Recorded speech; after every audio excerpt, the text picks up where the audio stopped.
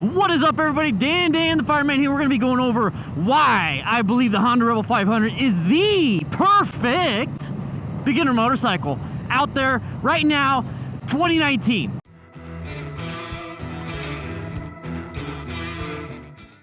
Alright, first of all, number one, it looks badass. I'm sorry, but this bike just looks amazing. I absolutely love the look of this cruiser. You're not going to get laughed at for riding this thing. It's badass. You can make it custom. You can do whatever it is you want to it. You can bob it out. You can Cafe Honda Rebel this thing. Hey, it's another bike. Do it to it. Let's do it to it. I'm going to go over some of the biggest questions asked on the Googles and on the internets and on the YouTubes. And I'm just going to answer them while I'm here riding around, having fun on my Honda Rebel 500. This is not a sponsored video or anything. I just wanted to tell you how badass this thing is. So how big is the gas tank? 3 gallons.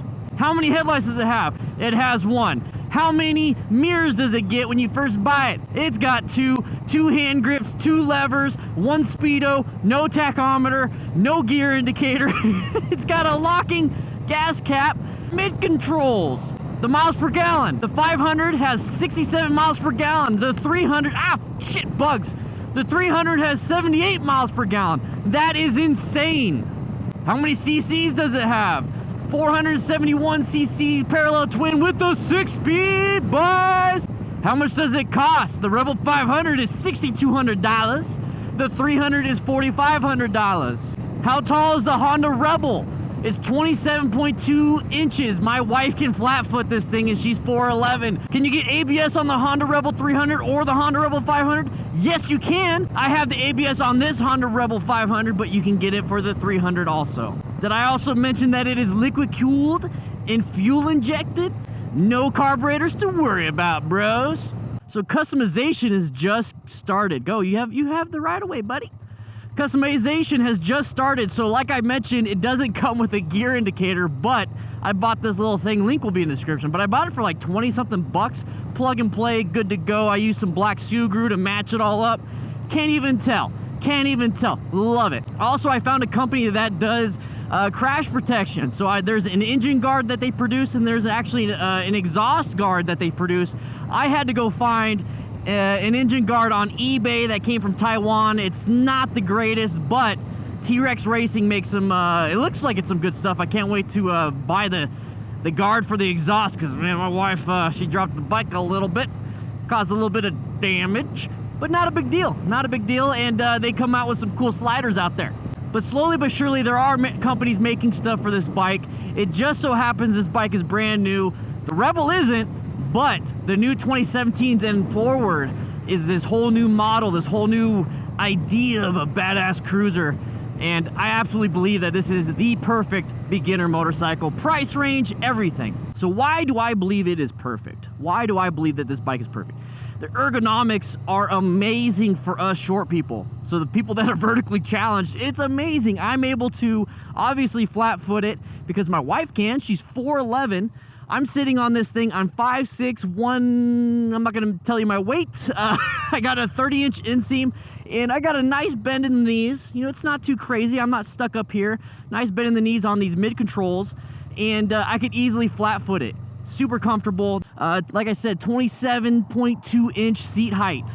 Amazing, especially for a full-size bike. Now, when I say full-size, I'm talking like it's not a Grom. It's not a freaking touring bike. This is a bike that is probably about the same size, same feel as my Sportster, but you're on this. It's a low seat height, a little bit high gas tank looking thing, but you don't even notice. It looks kind of funky from the side, but when you ride it, oh, it's so beautiful.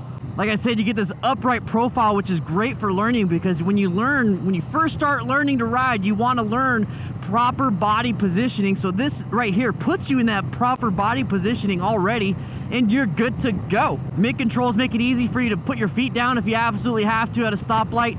Rear controls, you can do that. Forward controls kind of get a little funky, at least for me. But I love mid controls. I absolutely love mid controls, and this thing, it feels good. In fact, I want to buy a fleet of Rebel 300s with crash protection just so I can trailer them all around and so that we can all practice. That is one of the goals from the Patreon, is that I'm going to travel the country come meet you all. And honestly, if I had to choose, I already made the decision right now. If I had to choose what bikes I'd pick, I would pick a fleet of Honda Rebel 300s, the newer stuff, put some crash protection on it from T-Rex Racing or anybody that wants to compete with them, to be honest, and have you guys train on these things. These things are amazing. I love these bikes. Let's go back this way. Whee! Great handling. Great handling out of the box. A lot of fun. I answered a lot of questions during this. This is my honest opinion on why this bike is the absolute best beginner bike ever. Better than all the sport bikes, better than all the cruisers, better than everything it ever designed and made. Honestly, no, I truly, honestly, I believe this is probably the best beginner cruiser out there right now. Now, there's beginner sport bikes out there that you could definitely try out. The Honda CBR 300 is the same engine, basically tuned a little bit different as the Honda Rebel 300. Honda Rebel 500 is basically the CBR 500R retuned, put into a cruiser style bike. So if you're jumping between Hondas, you're gonna feel the same pull, the same torque, the same everything pretty much. So it's gonna be an easy transition for you. But honestly, to learn on this bike right here, best bike ever.